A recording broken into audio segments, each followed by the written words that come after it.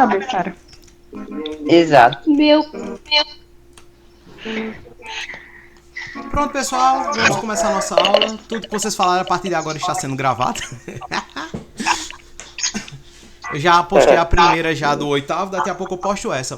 A de sexta-feira deu errado, não vai dar pra postar não, porque o áudio ficou cortando muito, ficou muita coisa. Pra quem tá vindo hoje, né? A primeira coisa que a gente pediu foi pra vocês todos mutarem os microfonezinhos, tá certo? Que é pra não dar interferência, que às vezes fica cortando o áudio. Aí vocês todos mutam aí e a gente começa a revisão. Hoje, pessoal, é aula de revisão. A gente vai revisar os 3 capítulos do livro que iam ser responsáveis pela prova, tá certo? Tudo tranquilo? Pronto, então a gente vai lá para essa revisão. A gente começa primeiro da Primeira Guerra Mundial. Eu vou falando de forma bem rápida, tranquila, se vocês quiserem interferir em algum momento. Aqui no lado, ó. Eu tô dividindo a tela já com vocês estão me vendo aqui, pronto. Aqui do lado tem um chatzinho, vocês podem conversar à vontade nesse chat, beleza? Pode colocar aqui Jaci Gordo, né? Qualquer coisa tipo aí vai aparecendo aí na tela do celular de vocês ou no computador. E assim a gente vai indo. Se eu tossir um pouco é porque eu já comecei com o nariz muito ruim, eu tava bem pior, né? Mas eu tô bem melhor agora. Então vocês podem ir digitando aí no chat, conversando e eu vou começar a aulinha, tá certo? Não, as aulas não foi aula sexta-feira a gente teve as introduções de como utilizar o aplicativo, né? O que é que faz cada coisa, que é aqui em cima nessa câmerazinha você desliga a sua imagem se você não quiser transmitir, aqui você silencia, aqui você compartilha a sua tela e aqui você sai, certo? Eu pedi para todo mundo quando fosse entrar na aula desligassem os microfones para evitar ruído e tudo mais. A aula mesmo é hoje, que a primeira aula é revisão segundo o nosso cronograma. E a gente vai começar agora mesmo com o tirinete. Certo? O nosso cronogramazinho aqui, deixa eu olhar se vai aparecer para vocês. Vai ou não vai? Foi não, espera aí, deixa eu olhar porque não foi. Partilha total de ecrã. Vamos embora. Não liguem não, é porque eu dou o comando aqui, mas ele demora um delayzinho para poder chegar até vocês. O áudio é instantâneo, mas para aparecer demora, tá vendo? Eu clico uns 15, 20 segundos para mudar. Vamos lá, né? Hoje a gente vai fazer uma revisão geral e um debate. Esse debate é se vocês tiverem dúvida de alguma coisa, tá certo? A lista de exercícios eu vou mandar depois do almoço. Deixa eu fazer logo a votação com vocês. E eu vou precisar que vocês leiam o capítulo 1. Acho que eu já pedi isso para vocês, pra gente já começar na próxima aula. O seguinte, a atividade que eu vou mandar para vocês, o meu não tá aparecendo o senhor e o slide. Não, eu fico lá embaixo, no cantinho lá de baixo, certo? Junto com vocês. Não aparece eu sozinho no slide não, que esse programa não faz isso não. Deixa eu perguntar para vocês aí, eu vou mandar uma atividade para vocês depois da hora do almoço. Essa atividade vai ter umas 10 questões bem simples de revisão. Ela pode ser feita de duas formas. Eu digito ela e mando ela para o nosso grupo do WhatsApp, vocês baixam e respondem no caderno, ou posso fazer ela numa plataforma online, numa planilha também, que vocês acessam a planilha, respondem na planilha e me enviam a resposta que eu já anoto aqui, já faço tudo. O que é que vocês acham? Acham melhor eu mandar na planilha ou acham melhor eu mandar atividade digitada? Aí a gente vamos aqui agora para o chat. Digite 1 se você quer a planilha ou digite 2 se você quer a atividade para responder no caderno, certo? 1 para planilha, 2 para atividade para responder no caderno. Vamos lá? Só digitar aí no chat. Tô olhando pro chat aqui. 2 cadernos, 2 cadernos. É melhor. 2 cadernos. 2 cadernos. Gabriel botou. Aí, pronto, vai lá. Quem mais? 1 planilha. Até agora o caderno tá ganhando. Tá 4-2. Caderno, pronto, caderno ganhou. Pronto, então eu mando a atividade para vocês no grupo, certo? Aí vocês copiam e respondem no caderno. Porque assim não é resposta, né, Karina? Vamos embora. Vamos começar, pessoal. Deixa eu olhar se já tá gravando aqui. Tá gravando lindo, maravilhosamente. Vamos para nossa aulinha. Pessoal, é revisão. Então eu vou falando. Se vocês quiserem, a partir de agora, eu não vejo vocês direito não, porque vocês estão na tela do meu celular. E vocês são bem pequenininhos na tela do meu celular. Aí, se vocês quiserem falar alguma coisa, é só tirar o mudo aí do seu celular. Você fala, que na hora que você falar, eu escuto aqui, porque o áudio de vocês está vindo na minha televisão, beleza? Tranquilo? É só tirar o áudio, o coisa aí. Professor, isso, aquilo, outro, pererê, parará, pururu. Pessoal, como eu já falei pra vocês, pra quem faltou a última aula, a aula não vai ser 1h30 a gente sentado aqui, não. A gente vai o tanto que der pra dar, certo? Porque a gente tem que ter essa noção que a gente tá em aula remota. Eu falando é muito mais rápido do que tá interferindo em sala de aula, pedindo silêncio, essa coisa toda. Então, no máximo, no mais tardar, certo? Agora são... sei lá que hora é agora. São 10h20, quando a gente tá começando agora, no máximo 11h20, 11h30 a gente tá terminando, tá certo? A gente combina qualquer coisa, a gente termina de 11h30. Vamos lá, pessoal, a Primeira Grande Guerra Mundial, certo? A Primeira Grande Guerra Mundial, ela vai ter um contexto histórico ligado a ela. A grande questão que a gente tem que analisar é as questões ligadas ao imperialismo, certo? Oi? Quem tá falando? Alguém falou? Muta aí todo mundo. Oi? Pode falar. É Pode porque continuar? tinha bugado o Team. Sim, deixa eu falar Aí com eu vocês. saí tudo. Ah, beleza. Deixa eu É por avisar isso pra que vocês. tem 3 contas Leymite. Aí tem como banir 2 aí. É o seguinte, pessoal. Se na hora que eu estiver falando, seu celular travar, você sair, é só entrar de novo no link, tá certo? Essa aula tá sendo gravada já para evitar essas coisas. Internet tem estabilidade, meu computador pode travar, o computador de vocês pode travar, a internet pode cair, pode acontecer 1001 coisas, entendeu? Então, diante disso, se saiu, caiu, fez qualquer coisa, é só acessar o link novamente e voltar. Se perdeu alguma parte, quando for agora, logo que acabar a aula, eu já posto essa aula no YouTube e eu vou disponibilizar ela de forma num link privado para vocês, tá certo? No grupo. Então vamos continuando. Então a primeira grande coisa para a gente analisar a Primeira Guerra Mundial, pessoal, são seus antecedentes, certo? Depois do imperialismo, vários países ficaram com rixas uns com os outros. Alguns países já tinham rixas antigas, como era o caso da Alemanha, da França, certo? Mas diante da expansão imperialista para a África, Ásia e Oceania, é que eles vão criar mais rixas ainda, certo? Principalmente Inglaterra, França e Alemanha. A Alemanha, ela tinha um pensamento de pan-germanismo, que era unir todos os países que falavam a língua alemã numa grande nação, tá certo? E já tinha alguns problemas, como você pode ver aí no slide, certo? Entre a Inglaterra e a Alemanha devido a disputas comerciais. Outra grande disputa foi entre a França e a Alemanha também pelo território da Alsácia-Lorena, que era um território rico em carvão e ferro, certo? Que ele tinha sido tomado. Então aqui já tinha alguns probleminhas, algumas querelas políticas anterior como é que eu posso falar, a eclosão da guerra, né? Outras questões que vão ter também vão ser que quando começam esses probleminhas internos, vai gerar uma política de aliança. Nós vamos ter a tríplice aliança de um lado, com o Império Austro-Húngaro, Itália e Alemanha, e a tríplice entente do outro, com a Rússia, a França e a Grã-Bretanha.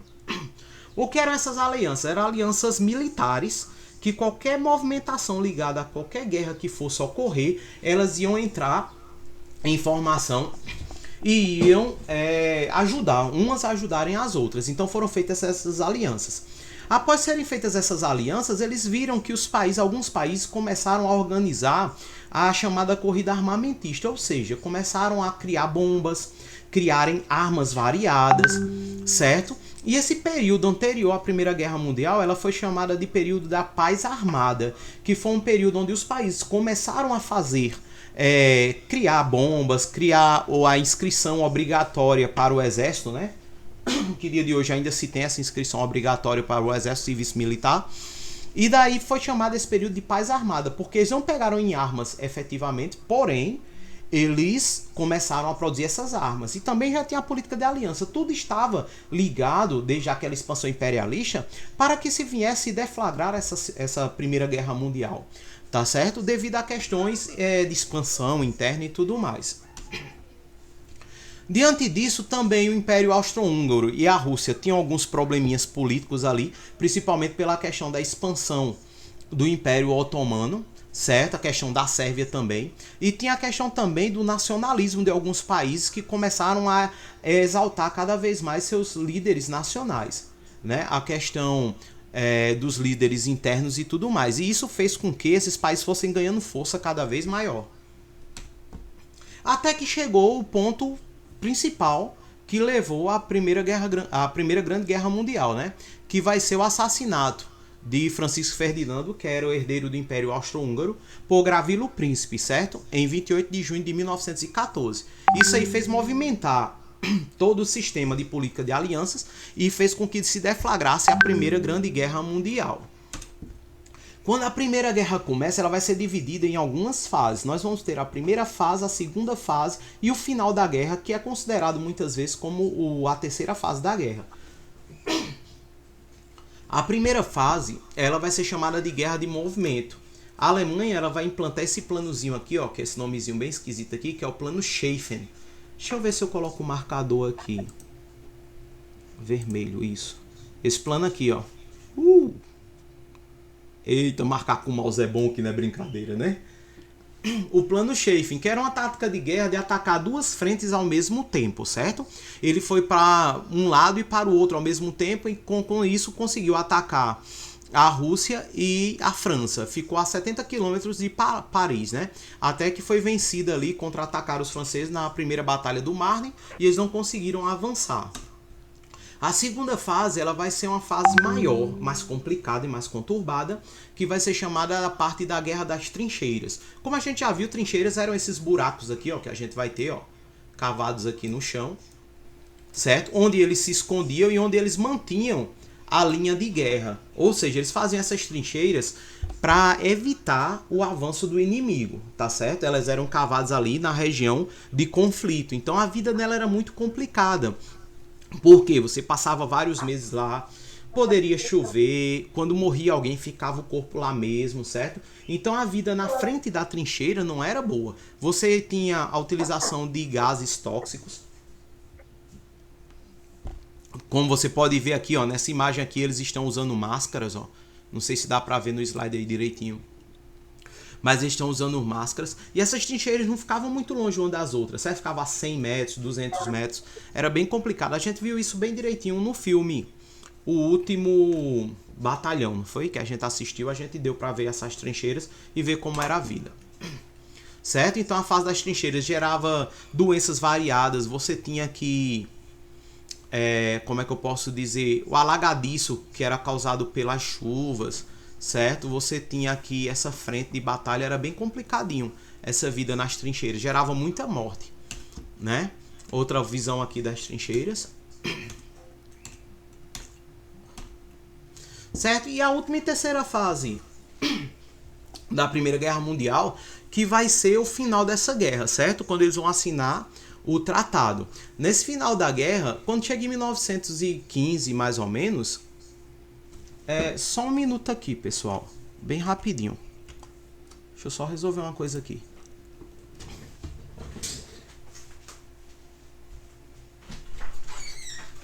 Beleza. Evita varrer esse lado daqui, evita fazer barulho daqui para lá, que eu tô escutando não poder atrapalhar a aula. Tá certo? Tá falando rápido demais, não tô entendendo nada, homem. Eu fiz merda. Se você for em participantes e perceber, tem 3. Sim. Pronto, voltei. Vamos lá. Então essa terceira fase, quando foi em 1916, pessoal, a Itália sai, certo? Ela muda de lado nessa Primeira Guerra Mundial. E em 1917 a Rússia sai, por causa de toda aqueles problemática que estava tendo no Império Russo. Ok? E quando chega em 1918, basicamente quem está na guerra é a Alemanha contra todo... Eita, enrolei a língua. A Alemanha contra todo mundo. né? Então, quando chega aí em 1918, vai ter o final dessa guerra com a assinatura do tratado, certo? Aqui a gente vai ver, agora eu acho que na nossa aula não deu pra gente observar algumas coisinhas que eu queria mostrar para vocês, que foram alguns instrumentos de guerra, certo? Que foram utilizados durante a Primeira Guerra Mundial e muitos deles foram utilizados pela primeira vez, tá certo? Aqui você vai ter os monomotores, né? Os aviãozinhos aqui, que eles foram utilizados a primeira vez para a guerra durante a Primeira Guerra Mundial. Aqui você vai ter também submarinos que foram utilizados, os chamados encouraçados, certo? Que eram os navios de guerra. Os tanques de guerras que variavam dependendo da nacionalidade. Tinham vários carros diferentes. Ó. Você vai ter o blindado inglês, blindado alemão e tudo mais. Dentro de um carro desse, pessoal, por incrível que pareça, caberiam até 11 pessoas dentro. Cada um monitorando uma coisa diferente. Porque ele tinha canhões de vários lados e tinham também metralhadoras, certo? E essa questão da dinâmica dele, principalmente desse blindado inglês aqui, que ele é com a corrente motora, o comando dele, da direção dele, né? Ele é bem complicadinho. Outros blindados aqui, ó, que foram utilizados durante a Primeira Guerra Mundial.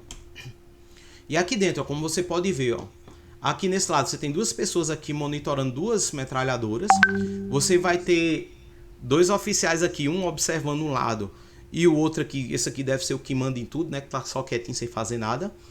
Esse aqui trabalhava com a questão motriz, ou seja, controlava a direção que o tanque ia.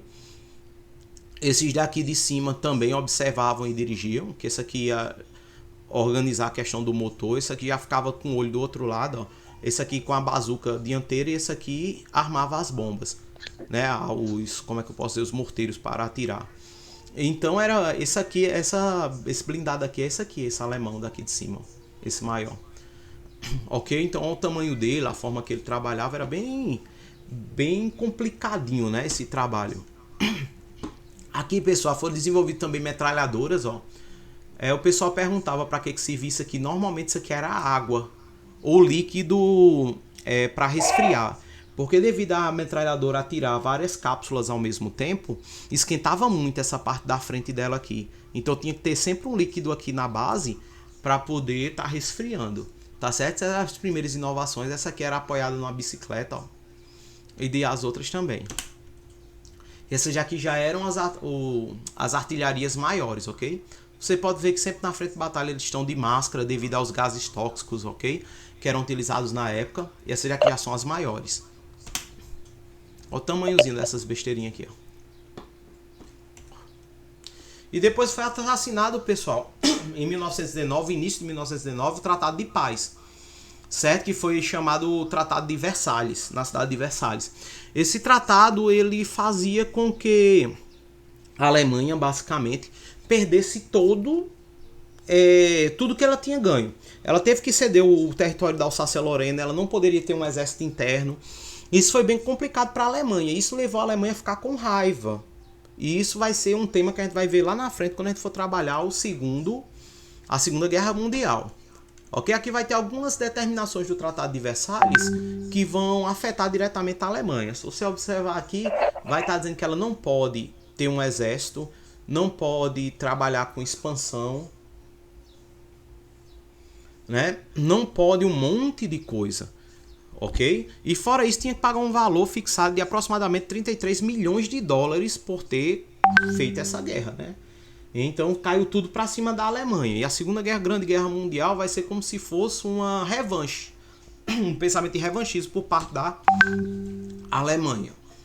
Ok? Então, sendo assim, a gente acaba essa parte da Primeira Guerra. Alguma dúvida, pessoal, de vocês sobre a Primeira Guerra Mundial? A gente já viu isso, já... É só uma revisão, como eu estou lhe dizendo. Tá vendo que é rapidinho? Tranquilo? Pode ir pro próximo? Beleza, então vamos. Manter anotações, descartar. Vamos aqui agora pro próximo. O próximo é Revolução Russa. Bolcheviques e mencheviques. Só a galera boa. Isso aqui vem pra cá, isso aqui vem pra cá. Isso aqui vem pra cá. Em 1917, pessoal, como a gente falou... a Rússia ela sai da Primeira Guerra Mundial. Por quê? A Rússia não tinha uma organização muito boa, pessoal. Ela era liderada ainda, em pleno época industrial, era um país com 80% ruralizado ainda. E a Rússia, ela tinha um czar, que era como se fosse um rei absolutista, que mandava em tudo. E quando ela foi para a guerra, ela foi com material arcaico para a guerra. Começou a guerra de uma forma bem arbitrária. Tinha muita gente para lutar, porém não tinha uma adequação, organização de guerra. Em 1917 eles começaram a lutar para mudar essa forma de governo da Rússia, que era czarista, e trazer ela para os novos moldes, né? E para isso foi necessário fazer uma revolução que durou aí, para se ter a Rússia que a gente tá falando, cerca de uns 10 anos. Deixa eu beber uma aguinha aqui.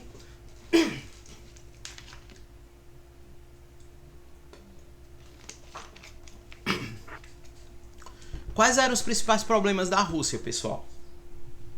Um governo absolutista ou czarista, certo? Que ele era chamado de czar Nicolau II. A grande parte da população pagava altos impostos. Pagavam altos impostos e não tinham muito direito a nada. O dono das terras era o próprio imperador.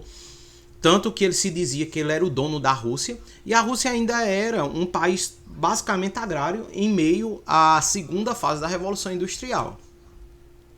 Certo? Diante disso foi formado a questão do Império Russo.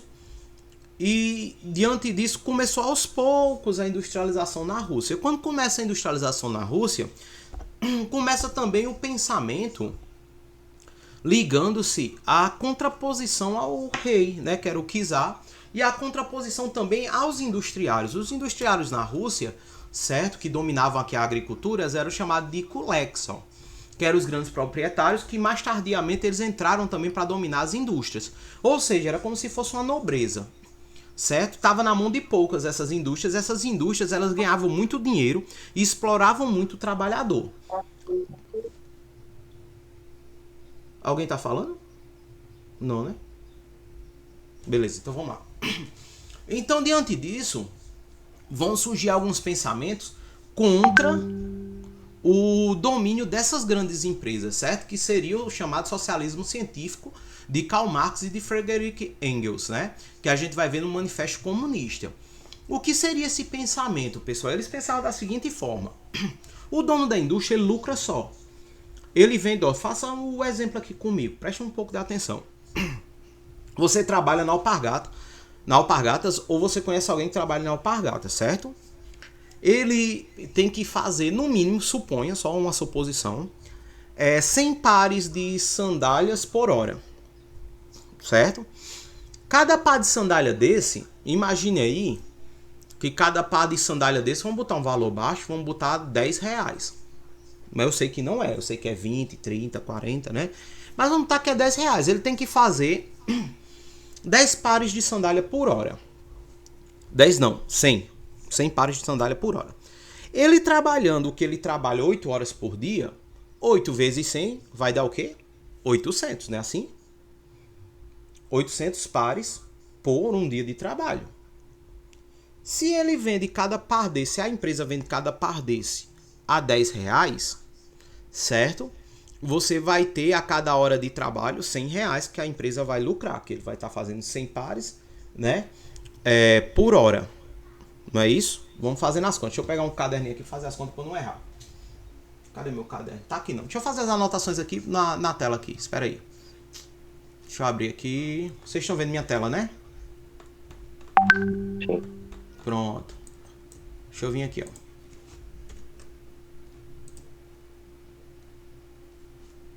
F5. End. Pronto, estão vendo aqui, né? Deixa eu pegar aqui. Vamos anotar. Ele em 1 hora... eita, mas é ruim escrever com o mouse. Isso aqui é para ser um H. Ele faz 100 pares. Depois eu compro coisa digital, certo? Em 8 horas de trabalho, que é o normal de um dia de trabalho, ele vai fazer 800. Beleza? Até agora tá tranquilo, né? Tô entendendo. Então, pronto. Se ele vende cada par a R$10, certo? 10 RS cota. Ô, coisa feia. Um par. Em 10 pares ele faz 100. Em 1 hora de trabalho, ele vai fazer isso aqui igual a 1.000 reais. Beleza? Então aqui em 800 pares, ele vai estar fazendo aqui em um dia de trabalho 8.000 reais. O que é que eu estou dizendo com isso?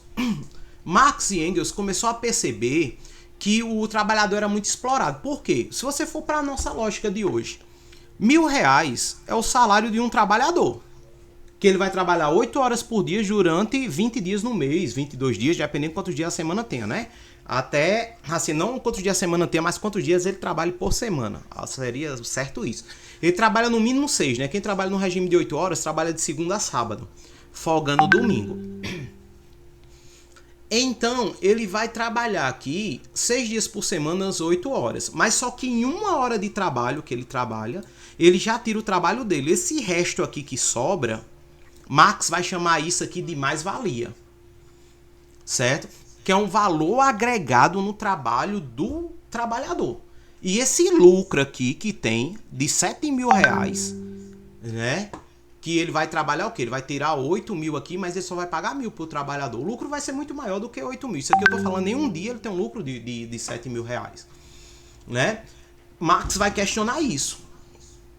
E qual é o questionamento de Marx em cima disso, né? Seria esse questionamento que a gente vai ver agora, que vai ser chamado de socialismo científico. Ok? Ele vai juntar os trabalhadores. E a ideia deles aqui era essa daqui, ó. Ideias fundamentais socialistas científicas que estão contidas no Manifesto Comunista. Marx afirma que o motor da história é a luta de classes. Que luta de classes é essa? Sempre vai ter o dono, que vai ser o chamado burguesia, e sempre vai ter o funcionário, que é o proletariado. E sempre um vai lutar contra o outro. Quem está embaixo quer ficar em cima e quem está em cima quer se manter. Quem é proletariado quer ser dono de empresa. E quem é o dono de empresa precisa dos trabalhadores. Então tem que ter os trabalhadores lá. Então ela vai dizer que o motor da história vai ser essa luta de classe. E ele vai lutar contra isso. Certo? Se você observar aqui, olha os pensamentos dele. Ó. Marx e Engels acreditavam que o proletariado, que é a população, o povo em si, os trabalhadores. Esses trabalhadores, pessoal, eram os trabalhadores da indústria e do campo. Por isso que o símbolo do socialismo é uma foice, simbolizando os trabalhadores do campo, e um martelo, simbolizando os trabalhadores das fábricas, certo? Derrubariam a burguesia, certo? Do poder e assumiriam o controle do Estado. Iam dividir isso tudo em bens individuais, né, e dividir as terras também. Acreditavam também, depois de certo tempo, o fim da propriedade privada, onde todos iam ser iguais. Os trabalhadores não precisavam ser controlados por um Estado e o socialismo seria substituído por uma sociedade igualitária. Né, por meio do lema Trabalhadores do Mundo Univos, ele acreditava que isso poderia ser certo, ou seja, tirar do privado, do particular, do sistema capitalista e levar para o socialista, onde todo mundo ia ser igual. Beleza? Continuando. Nesse aqui é o anarquismo, a gente fala um pouquinho. Czar a gente já falou, Revolução Russa. Né? Quais são os principais antecedentes da Revolução Russa, pessoal? Seriam tudo isso que aconteceu, certo? A questão do governo de Pedro o Grande, dele ser basicamente um rei absolutista, da população tá pagando muito imposto. O que foi que bugou? Deixa eu voltar aqui para falar com vocês. Vamos lá? Eu desliguei, mas tem 3 contas minhas? Como assim? Tem 3 contas. Se você for ali em participantes, tem 3 carinha que é eu. Aí uma tá com a conta ligada, eu não sei desligar. Aí fica falando. Oxe. Que Tem viagem. como, Tu tipo, entrou 3 multar vezes, todo foi? mundo. Ou tu entrou por locais diferentes? É porque quando eu saí, para eu retornar, bugou. Aí não conseguia desligar. Aí eu entrei pelo link, aí criou uma conta nova. Oxe, que viagem. Aí foi. Mas não tem problema não. Não tá atrapalhando muito não. Vamos lá, continuando. Sim, Revolução Russa, antecedentes, né? Então, basicamente era o quê? Um governo absolutista. Galera trabalhando basicamente da forma rural e população ruralizada também. Esse aqui era o Pedro, certo?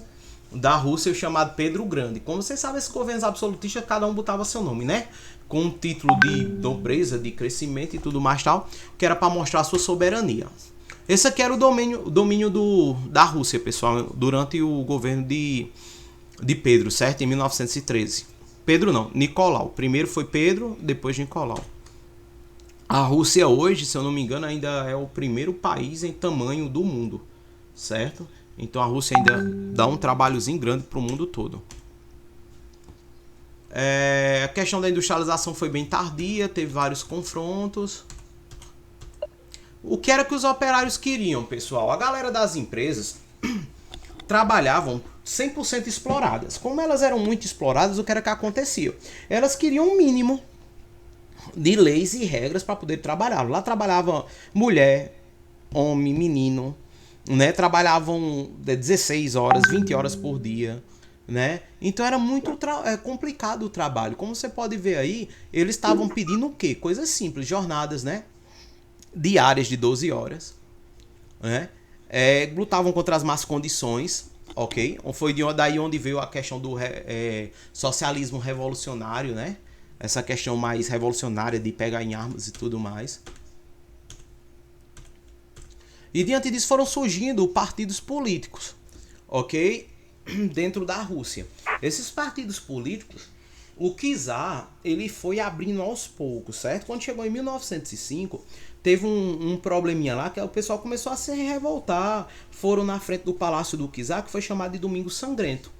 E o czar simplesmente pegou a sua polícia interna que defendia o seu palácio e mandou matar o pessoal, meter bala no povo. Isso foi muito mal visto pela população e pelo pessoal da... Como é que eu posso dizer? A população de forma geral, pelos trabalhadores e tudo mais. E o czar perdeu muita força diante disso. Então daí ele começou a abrir aos poucos a Rússia para alguns partidos políticos, né? E surgiram aí o Partido Operário Social Democrata Russo. Tinha como pensador aí Karl Marx, que criticava essa exploração capitalista, defendia a construção de um socialismo, né, científico, segundo os analisadores de Karl Marx, e teve uma forte perseguição pela polícia do imperador, porque ele, querendo ou não querendo, lutava contra o domínio do imperador, né? E foram várias vezes desmantelados até que tiveram que sair do país, e depois de um bom tempo foi que voltaram. Esses partidos desse social-democrata russo, ele vai se dividir em duas grandes vertentes. Uma que vai ser a minoria, que queria uma passagem, uma dominação mais moderada, não tanto agressiva, e uma galera mais radical, que era a maioria. E daí vai se derivar os nomes mencheviques e bolcheviques, certo? Mencheviques era a aliança de trabalhadores, mais uma burguesia liberal, ou seja, tinha alguns donos de fábrica, alguma galera que tinha dinheiro, e eles não queriam uma modificação tão brusca na Rússia. Já os bolcheviques não, os bolcheviques eram os radicais. A maioria era trabalhadores, tinham um pensamento revolucionário, queriam uma ditadura do proletariado, certo? Os mencheviques eram liderados por Martov e Plekhanov, né? E já os bolcheviques eram liderados por Lenin. Continuando um pouco, né? O movimento de oposição aqui, você vai ter os mencheviques. Eles queriam vir aqui, ó. Deixa eu pegar aqui meu coisinha. Partir da parte agrária, certo? Que a Rússia era 80% agrária. Eles queriam partir para um capitalismo inicial, organizar as indústrias, ganhar dinheiro, que era um dono de indústria. Lembre-se que dessa parte aqui, quem fazia parte era a burguesia liberal, ó, aqui em cima. eles queriam ganhar um dinheirinho e depois que ganhasse um dinheiro, tivesse tudo organizado, sim, partir para o socialismo. Já os bolchevistas, que era a maioria, que aqui a galera era camponeses e participantes de indústrias, eles queriam sair do agrário, não passar pelo capitalismo, fazer uma revolução radical e ir direto para o sistema socialista. Certo? Fazer uma revolução bem radical mesmo. Isso aqui era bem complicado, né? Partido Democrata, pronto. Vamos lá, continuando. Fui para onde? Pronto. 1905 eu já falei para vocês que foi que onde teve aquela problematização aqui do Domingo Sangrento, ó, que morreram centenas de pessoas num protesto pacífico numa praça. E depois teve uma revolta também que foi em um navio chamado de Potemkin, que era um encouraçado que tinha, que foram dos tripulantes se revoltaram contra seus comandantes devido a maus tratos também e tudo mais. Ok? Isso aqui seriam cenas de um filme que mostra um pouco sobre a questão do Domingo Sangrento. Ok? Aqui seria o discurso de Lenin chamando os trabalhadores. Ok? E aqui seriam cenas do filme O Encouraçado Potemkin, né, de 1925. Fala um pouco sobre essa revolta armada russa. Diante disso, pessoal, eles começaram a se organizar e eles criaram a instalação. Eles conseguiram, depois de 1905, organizar uma representação chamada de Dumas, que era um parlamento. O que é o parlamento? É um órgão que vai falar em nome do povo. E o czar permitiu isso. Porém, isso não tinha poder efetivo até então. Ok? Esse poder era bastante limitado. Certo? E tinha um apoio estrangeiro, tinha empréstimos e tudo mais.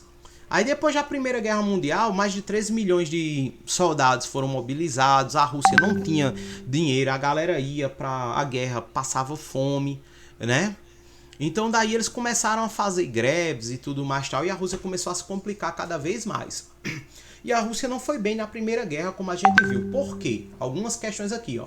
Muitos soldados, táticas antigas, comando ineficiente, pouca aparelhagem. Essa aparelhagem aqui são carros de guerra, como a gente viu, teve gente que usou avião, usou navio, eles não tinham tanta questões, certo? Abastecimento precário, muita gente ia pra guerra e ficava passando fome no frio, certo?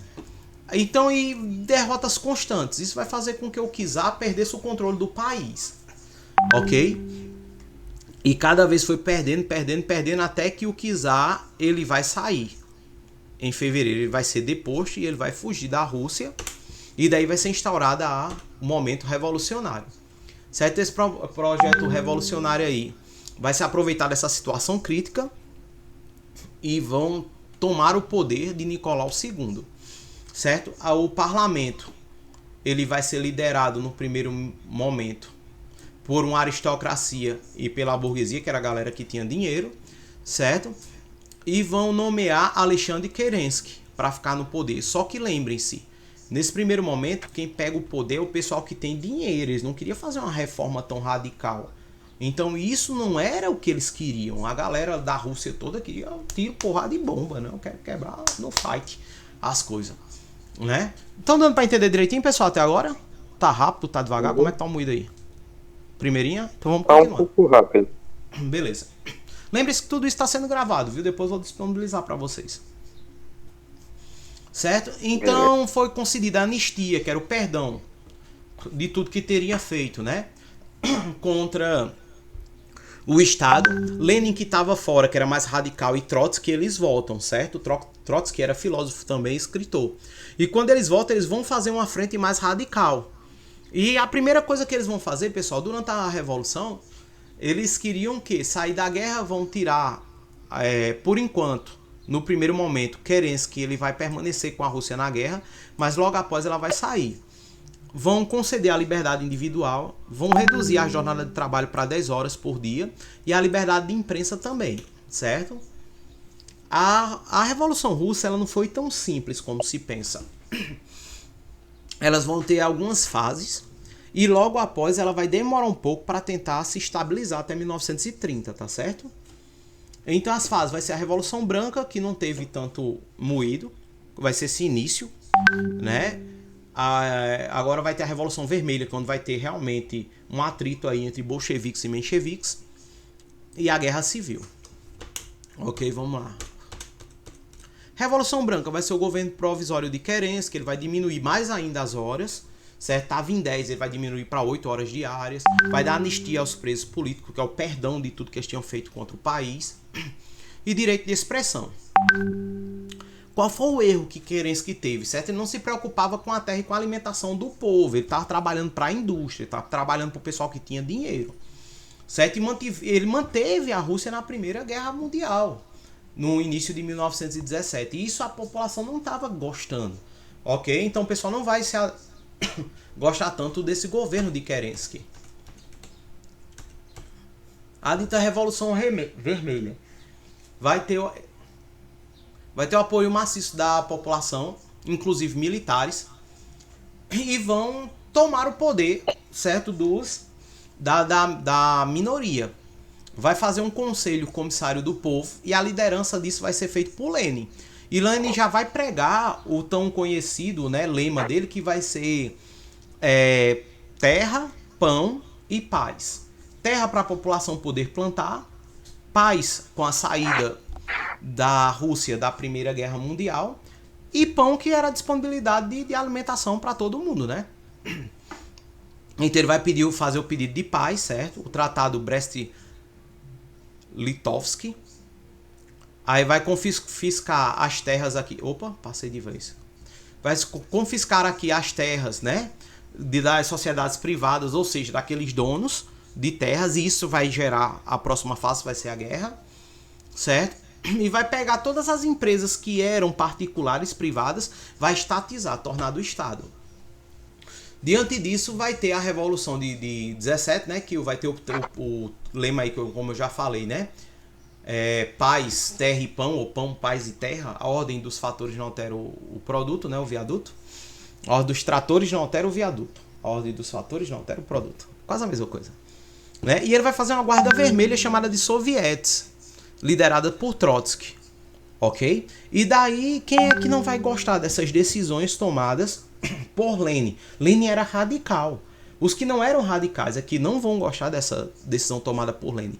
E daí vai gerar uma grande guerra, que é chamada de Guerra Civil, que vai ser entre os bolcheviques e os mencheviques. A maioria que queria tornar a Rússia igualitária para todo mundo, e a minoria que queria se manter no poder. Certo? Isso aqui é uma foto de Lenin. E vamos para a Guerra a Guerra Civil, certo? Os bolcheviques, que era a maioria, contra a monarquia russa, ou seja, os mencheviques, que eram uma elite burguesa, certo? Então, depois dessa Guerra Civil, os bolcheviques vão se manter no poder, e Lenin vai criar o chamado NEP, a nova política econômica, ok? Que vai ser uma política voltada como é que eu posso dizer, ao abastecimento interno da Rússia. Você vai trabalhar diretamente para o abastecimento interno, não para visando o capitalismo, produzir muito para vender externamente. Não, você vai fazer para trabalhar internamente dentro do país, ok? E vai adotar de 1917 a 1901 o comunismo de guerra. Só que esse comunismo de guerra, ele não vai dar certo, ele vai ser um comunismo mesmo. O que seria essa palavra comunismo?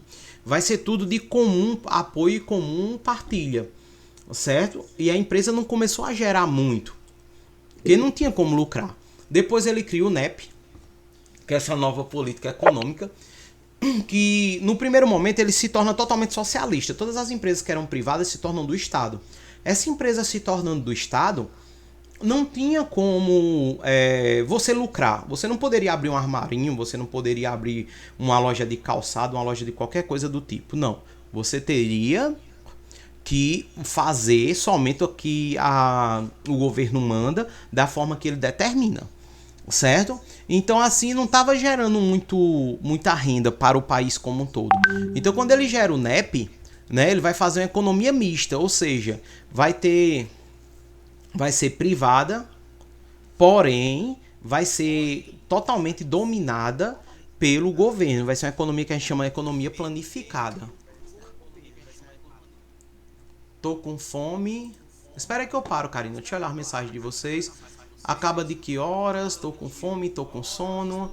Pessoal, são 11 horas, 11h15 eu paro. Quando eu terminar essa daqui de... Como é que se diz? De Revolução Russa, eu paro. Aí eu deixo pra próxima aula falar sobre a crise de 29 e a gente já entra já nas questões do Brasil com a República Velha, tá certo? Pode ser? Fica bom pra vocês? Pra não ficar tão longo. A gente tá em 45 minutos de aula, certo? Sem parar. É o tempo da gravação aqui. Pode ser? Pronto, eu vou só terminar esse daqui, da Revolução Russa, certo? Faltam um pouquinho os slides. Ok? Então, diante disso, ele vai fazer essa economia mista e depois, em 28, ele vai partir para essa economia planificada. Essa economia planificada, ela vai ter empresas particulares, mas vão ser moldadas. Se tu não entendeu muito o que, Raika, pode abrir o microfone e fala aí. Não, eu tô falando que eu não entendi muito bem a crise 29, então seria bom o senhor deixar uma aula só para ela mesma, porque eu não lembro muito do assunto e eu não entendi muito bem. Pronto, tá certo, Raika. Quando for na próxima aula, a gente faz a crise de 29 do jeito que eu tô fazendo aqui. Em forma de revisão, e se você tiver alguma dúvida, eu vou tirando, tá certo? Aí a gente faz na próxima aula que a gente tiver e daí a gente já começa o assunto mesmo. Como eu disse, aquele plano de aula nosso, ele é modificável. Ok? A gente vai se adequando à aula, ao tempo, ao cansaço. Como a gente tá nessa forma agora de trabalho, como é que eu posso dizer, home office, né? E um trabalho à distância, a gente vai ter que se adequar. Para nem vocês cansarem muito, nem ficar desgastante. Porque o cara passar 1h30 escutando um professor de história falando é um saco também, né? Nem eu aguento minha voz desse jeito. Né? Se quiser que eu toque violão, fica melhor. A gente fazer um grupão aqui, abra ou coisa, faz uma live, né? Tocando, beleza, mas só falando é complicado. É triste, eu sei disso. Eu consegui. Mas vamos lá, continuando. Né? Então ele vai fazer essa nova política econômica e vai fazer uma economia planificada. O que é essa economia planificada? Você só vai produzir para a população a quantidade que a população precisa, tá certo? Vão ter algumas empresas, vão lucrar essas empresas? Vão, mas só vai lucrar o que o Estado permitir. Ok? Você não vai ter aquele liberalismo econômico, vai ter a total intervenção do Estado. Ok? E diante disso vão se levantar aqui pessoas que vão ser símbolos, né, desse novo governo, nova política econômica russa voltada ao socialismo. Como Trotsky, né, Lenin. Você vai ter um grande nome aqui, que vai ser Stalin, né? Trotsky ele não vai tanto assim para a centralização do Estado. Trotsky ele queria mais o poder na mão do povo, né? Então, Stalin e Lenin, que é mais a centralização do Estado. Então, realismo russo, né? Diante disso tudo, eles vão tentar passar o pensamento deles através da arte. Isso vai ser chamado de realismo russo, né? Através da pintura, da arquitetura, do design, é o quê? Passar o socialismo.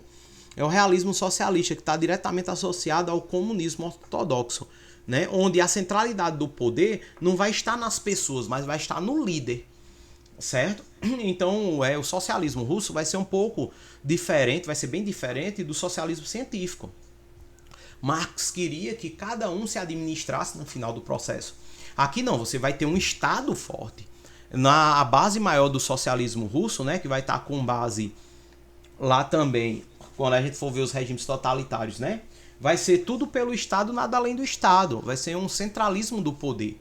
Isso vai ser passado através da estética também, da música, do cinema, do teatro. Isso vai ser chamado de realismo russo, ok? Você vai ter alguns trabalhos aqui, ó, pinturas valorizando o trabalho, né? A industrialização, essa coisa toda.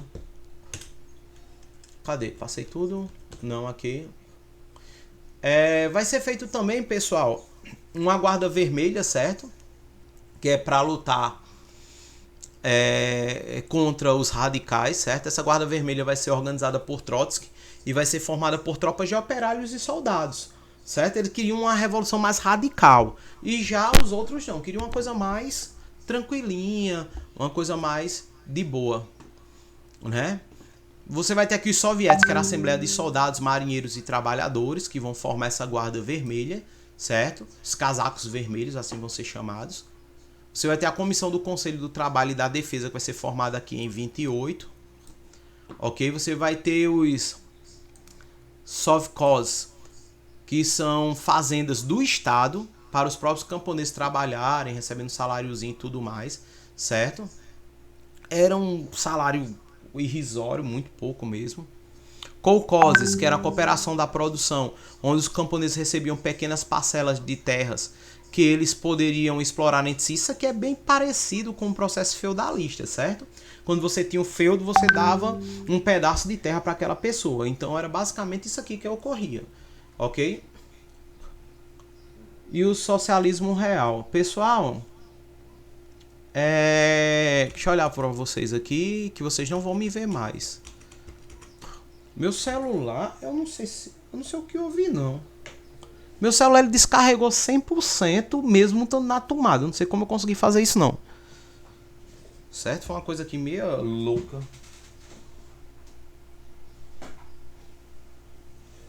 Foi, ele descarregou 100% estando na tomada. Será que o bicho esquentou?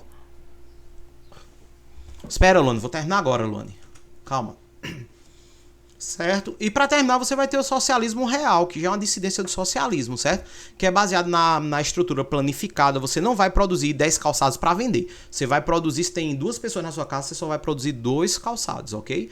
Na burocratização, também socialismo real, vai ser a centralização do poder, certo? E tudo mais. E aqui a gente termina. Descartar. Pronto, pessoal. Não salvar alterações. Aqui a gente viu a revisão geral de Primeira Guerra e Revolução Russa, tá certo? Aí quando for depois do almoço, eu mando a atividadezinha de vocês, certo? Eu mando hoje de tarde, aí vocês fazem, ok? Aí quando for na próxima aula, se vocês tiverem alguma dúvida, eu tiro. Se não tiver alguma dúvida, eu leio e respondo oralmente e a gente já começa na crise de 29 pra gente realmente começar os nossos assuntos, tá certo? Eu ouvi um amém, irmãos, amém, irmãos, aleluia, glória a Deus. Vamos lá. Ei, pessoal, então pronto, então só isso mesmo, viu? Deixa eu olhar quanto tempo de aula deu. Deu quase Glória. 51 minutos. Tá certo? Alguma dúvida, alguma coisa? Querem falar alguma coisa? Mandar um abraço pra papai, pra mamãe, essa é a hora, viu? Tô com sono. Tá com sono. E aí? Eu quero ver a voz de Gabriel, que a voz de Gabriel é que é massa daqui, velho. O Gabriel não tá, não. Tá, rapaz. Fala aí, Gabriel. Ah, entrou agora. Meu Deus. Diz oi. Olá. Olá, tudo bem? Olá, tudo bem? Estamos começando mais um Jornal da Record. E galerinha, então pronto, viu? Quando for na próxima aula, 15 minutos antes eu mando o link, tá certo? Pessoal, a partir da próxima aula eu vou imprimir minhas planilhas aqui pra eu ir fazendo as chamadas, certo? Imprimir não, vou deixar no computador mesmo, é só fazer. Quem faltou hoje? Faltou alguém ainda? Faltou o Everton. Everton não entrou no Stephanie. Só eles dois mesmo. Pronto, E beleza. a Sarina faz. Eu vou disponibilizar, eu vou subir essa aula agora, certo? Para o YouTube. E assim que eu terminar de subir essa aula, eu disponibilizo o link dela, certo? No grupo. Stephanie faltou pra colocar na rua, eu falei com ela. Ah, então tá certo. É Como eu falei, entendeu? Essas aulas a gente vai tentar dinamizar o máximo possível para atender a necessidade de cada um de vocês. Ok? Se precisar sair, a gente grava. Os slides, eu vou mandar esses duas baterias de slides para vocês também, tá certo? E vou mandar a atividade. Que aí qualquer coisa você já tem o material todo. Daqui a pouco eu tô mandando tudo. Tá certo? Ei, tchau pra vocês. Então até mais. Adiós. Adiós. Hasta la vista.